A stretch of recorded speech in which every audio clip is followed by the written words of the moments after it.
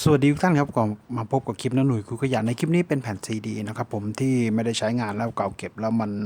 เสียโดยอัตโนมัติครับทีนี้จะนำมาใช้ประโยชน์กันนะครับทำของใช้ภายในบ้านนะครับโอเคครับติดตามชมกันแล้วครับจากแผ่นซีดีเหลือใช้ครับผม